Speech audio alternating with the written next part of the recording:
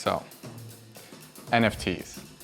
And WTF do they have to do with coffee? Well, if you've spent any amount of time on Twitter, YouTube, in the gaming space, or even dabbling into cryptocurrencies, you'll know that NFTs are a hotter topic than this cup of coffee right here. And if you clicked on this video, you either probably love NFTs, hate NFTs, or you're just curious and you want to learn more.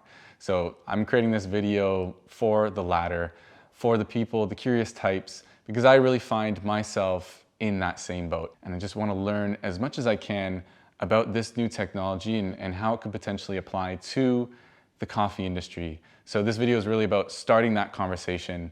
Conversation starts down in the comments. I really want to hear from you. And I also want to preface that I am neither pumping or slamming NFTs because it also seems to be quite the controversial topic. But before going too much further, I'll give you a quick definition and maybe some context. NFT stands for non-fungible token. Fungible meaning replaceable by another identical item, mutually interchangeable, like a dollar for dollar, or even another crypto coin for another crypto coin. You know, two Bitcoins are essentially the same.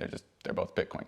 So by nature, non-fungible would be non-replaceable, like a unique Picasso, maybe this beautiful sculpture here, or a shirt autographed by your favorite actor, for example.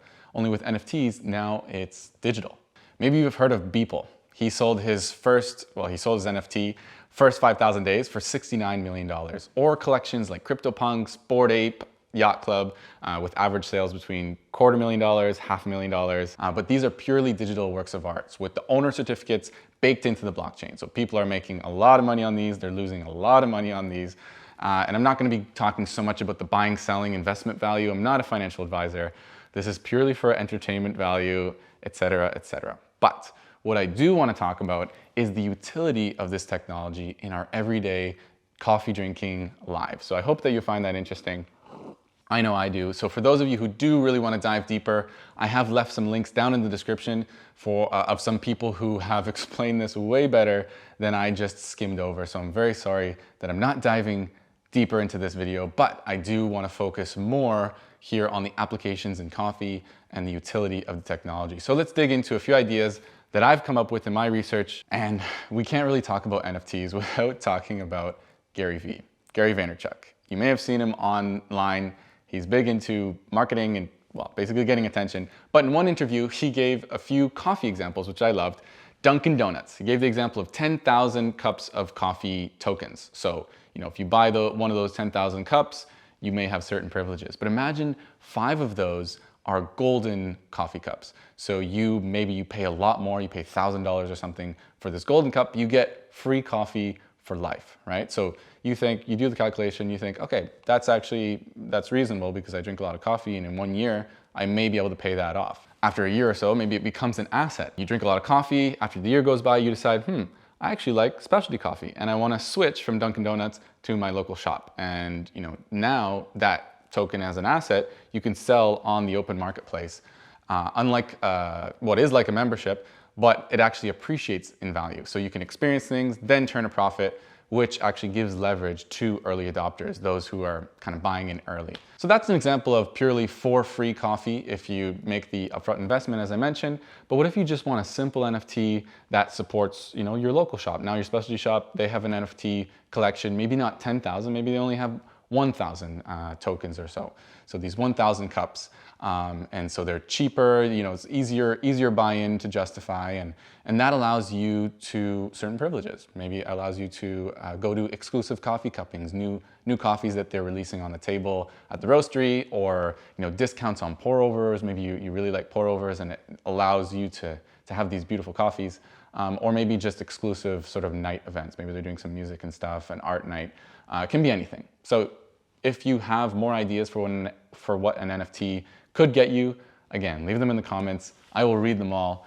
And I do have to emphasize the artistic component of NFTs. That kind of, well, let's go deeper into this application to the local coffee shop. So in specialty coffee, good design has always been at the forefront for as long as it's been around, or at least as long as I've been in it. It's one of the main reasons why I was attracted to specialty coffee was the design on the bags, the architecture, the photography. So unlike memberships or these subscriptions where maybe they bill your credit card per month, there's a visual aspect to these NFTs that serve a certain purpose, like a membership. It can be any sort of file, really. It can be a photo, it can be a video, it can be a GIF. Maybe it can be sort of a 3D hologram popping out of your phone.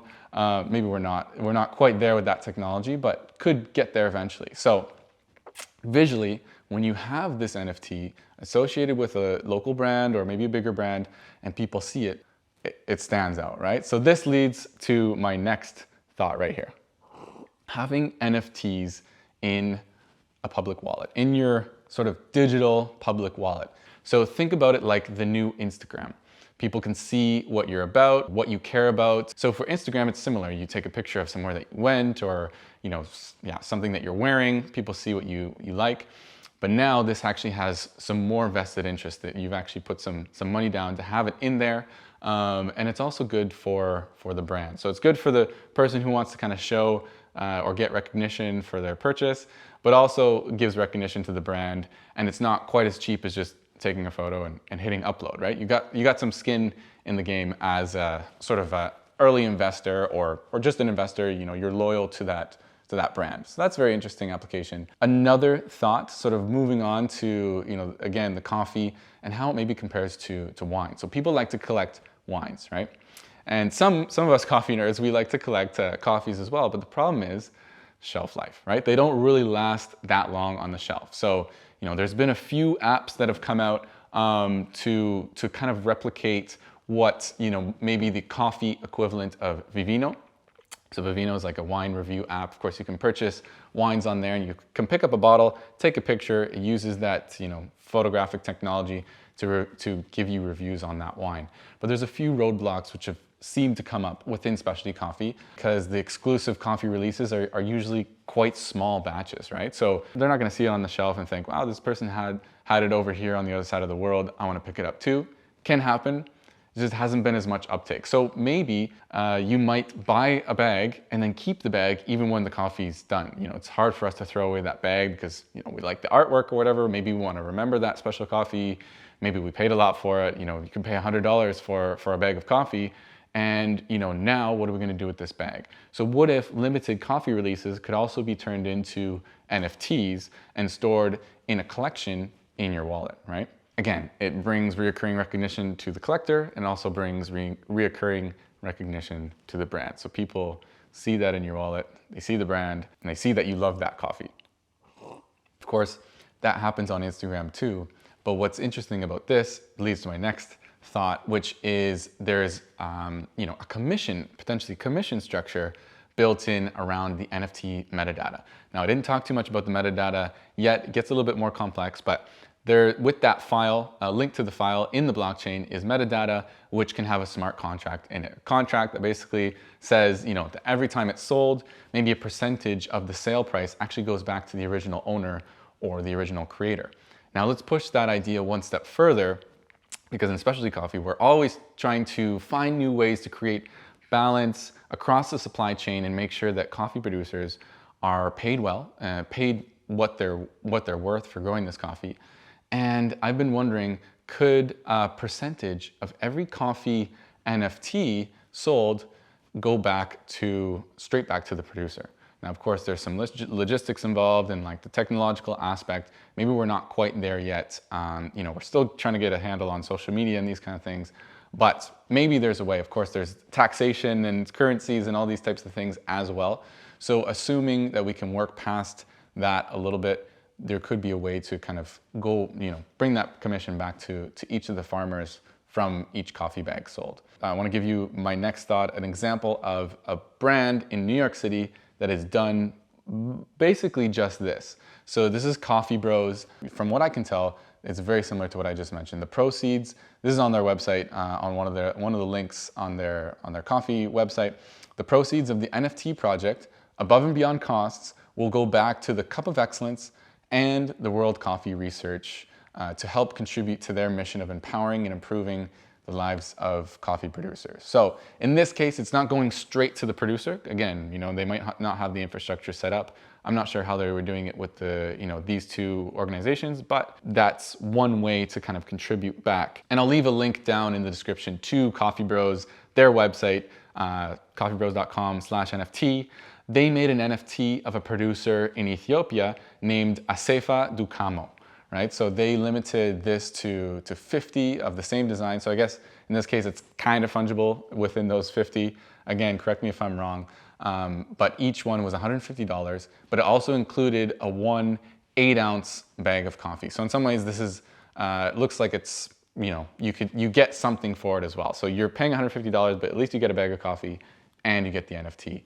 And the bidding was actually taking place between August 1st and August 31st, 2021, so last year, and it was taking place on the NFT platform Rarible. Now, I will say, as of the date of filming this in February 2022, the Rarible link on that page is actually empty. It doesn't really lead to anywhere, and it seems like their plans for the other origins that they had down the chute, September, October, November, December, they didn't seem like they were concrete for sale either. So I'm curious to see how they went. And again, Coffee Bros, if you're watching this, and if I missed something or I didn't understand, do let me know. We're really curious for an update on this project, but you can go check out the artwork at that link in the description. It's actually a really interesting piece. I like the work. It showcases the producer.